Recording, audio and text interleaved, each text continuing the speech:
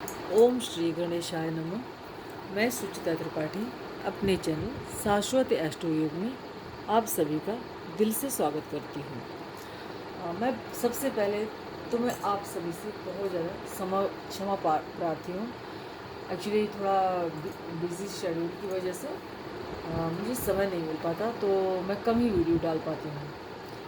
इस टाइम पे थोड़ा बच्चों को के एग्ज़ाम्स वगैरह के भी चल रहे हैं, उस वजह से भी थोड़ा मुझे वक्त कम मिलता है। तो आज हम बात करेंगे वृश्चिक लग्न में सूर्य का फल सभी 12 भावों में। अब सूर्य सबसे पहले समझते हैं कि क्या है। सूर्य एक ऊर्जा है। कहते हैं सूर्य क्रूर प्लैनेट है, पर हम सभी जानते हैं कि सूर्य के बिना जीवन संभव नहीं है। सूर्य अगर के नहीं निकले तो पूरी सृष्टि खत्म हो सकती है। सूर्य की ऊर्जा से फल, पेड़, वृक्ष, हम सभी मतलब इस धरती पे स्वस्थ हैं। सूर्य विटामिन डी का कारक है।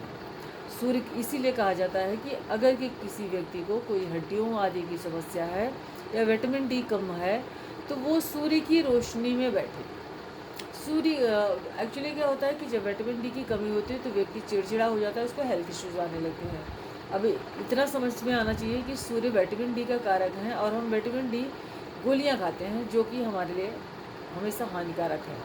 जो चीज़ हमें फ्री में मिल रही है उससे कदर नहीं है। सूर्य की रोशनी में मैं सभी से प्रार्थना करूंगी, सुबह मॉर्निंग में चाहे मॉर्निंग टी में लेकर अपना सूर्य की रोशनी में फैमिली के साथ बैठें, बहुत अच्छा फल मिलेगा। चलिए ठीक है, आज बात करेंगे सूर्य का वृश्चिक लग्न में 12 भाव का।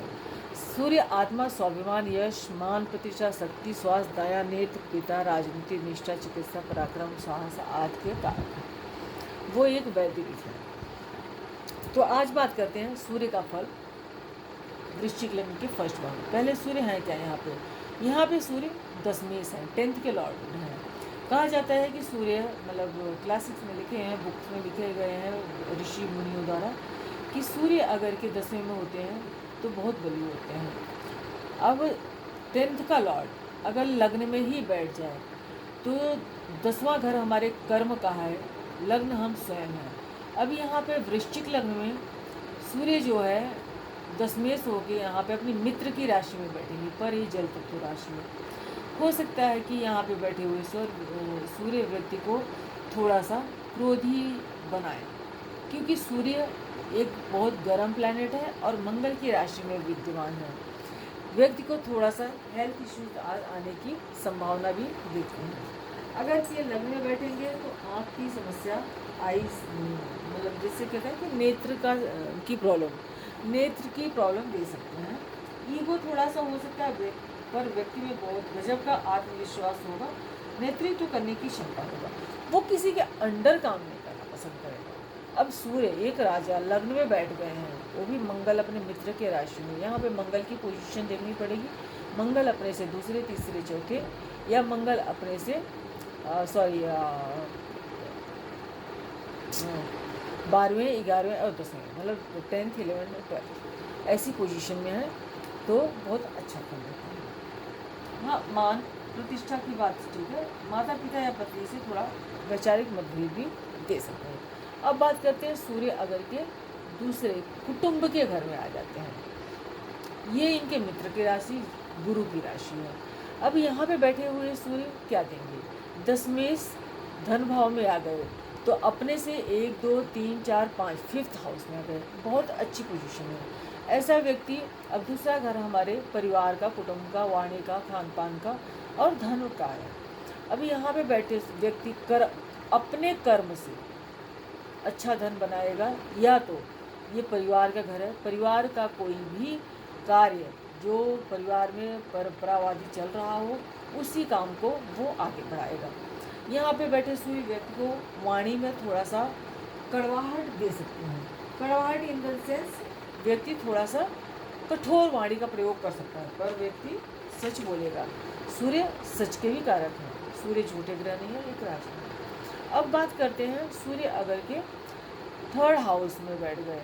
अब वो अपने घर से 6ठे में बैठ गए। 3, 6, 10, 11 जो है उपचय स्थान होते हैं। अब यहाँ पे बैठे सूर्य अच्छा फल देते हैं, लेकिन भाई यहाँ पे पहले तो शनि की पोजीशन देखनी पड़ेगी क्योंकि वो अपने शत्रु की राशि में है। भाई बहन, छोटे भाई बहनों से, क्योंकि तीसरा घर हमारे पराक्रम, सोशल मीडिया आदि का है, और लेकिन ये हमारे छोटे भाई बहनों का, हमारे भूजा का, हमारे बाहुबल का घर है। अब यहाँ पे सूर्य बैठ के क्या करेंगे? यहाँ पे बैठे हुए सूर्य, हो सकता है भाइयों, छोटे भाइयों से थोड़ा विचार न मिले, लेकिन व्यक्ति सोशल मीडिया आदि के थ्रू अच्छा धन अर्जन करता है, लेखन के कार्य में भी उसे सफलता मिलती है। अगर कि सूर्य चौथे घर में बैठ जाते हैं, यह भी शनि की पोजीशन, घर का, शनि का ही घर है, काल पुरुष के हिसाब से ये चौथा घर चल जाता है। यहाँ पे बैठे हुए सूर्य माता से थोड़ा सा वैचारिक मतभेद देंगे या माता को हेल्थ में इशू देंगे, घर प्रॉपर्टी के कामों में थोड़ा सा रुकावट देने की संभावना है। लेकिन यहाँ पे बैठ के सूर्य अपने घर को भी देखेंगे, 10th हाउस को देखेंगे, तो सरकार से लाभ होने की संभावना होती है। अब अगर कि सूर्य यहाँ पे आ जाते हैं, यहाँ से अब अगर आएंगे तो 1 2 3 4 5 6 7 8 अपने से 8वें घर में आ गए। लेकिन ये काल पुरुष की कुंडली के अकॉर्डिंग ये उनका स्वयं का घर है। यहाँ पे बैठे, ये घर हमारे लव अफेयर और हमारे प्रोजनी, हमारे बच्चों आदि के लिए देखा जाता है। यहाँ पे बैठे हैं अपने मित्र के राशि में, तो ये देखना पड़ेगा कि यहाँ पे गुरु की पोजीशन कैसी है। गुरु अपने से अगर के दूसरे, तीसरे, चौथे या 9वें, 10वें, 11वें बैठे हुए हैं, तो 9 10 11 बैठे हुए हैं, तो अच्छा फल देंगे। मतलब ये है कि उनके साथ तात्कालिक मैत्री होना चाहिए। अब अगर कि यहाँ पे सूर्य बैठे हैं तो क्या देंगे? हो सकता है कि जो हमारे लव अफेयर बनते हैं वो टूट जाएं, हमारे क्रोध की वजह से, या कभी अचानक से कई बार ये होता है कि हम चाह के भी अपने गुस्से को कंट्रोल नहीं कर पाते, तो ऐसी स्थिति में थोड़ा सा लव अफेयर आदि में समस्या देते हैं। लेकिन यहाँ पर और एक बात ये भी है कि यहाँ पे सूर्य जैसे पंचम के मालिक, मतलब 10th के होते 5th में बैठे हैं, 8वें से पंचम से 8वां घर, 10th से 8वां घर है, तो संतान होने में समस्या, या संतान हो जाए तो कोई समस्या, लेकिन जो संतान होगी, पहली संतान में थोड़ी समस्या दे सकते हैं, लेकिन उसके बाद जो संतान होगी, संतान बहुत नाम रोशन करेगी। अब अगर के सूर्य यहाँ से 6th हाउस सूर्य अच्छा फल देते हैं, एक तो वो उच्च के हो गए हैं। अब उच्च के सूर्य अगर यहाँ बैठते हैं तो व्यक्ति कोई सा भी कंपटीशन आराम से क्रैक कर सकता है, उसको कंपटीशन में सफलता मिलती है, और व्यक्ति किसी सरकारी ओहदे पे अच्छे ऊंचे पद पे कार्य कर सकता है, क्योंकि हमारे जॉब का भी घर है, और 10वें का मालिक हमारे कार्य क्षेत्र का मालिक यहाँ बैठ गए हैं, तो सरकार के किसी भी पोस्ट, मतलब सरकारी कोई अच्छी पोस्ट दे सकती है। व्यक्ति को शत्रुओं पे और रोग पे बहुत अच्छी विजय हासिल कर सकता है। अब यहाँ पे भी मंगल की पोजीशन देखना ज़रूरी है।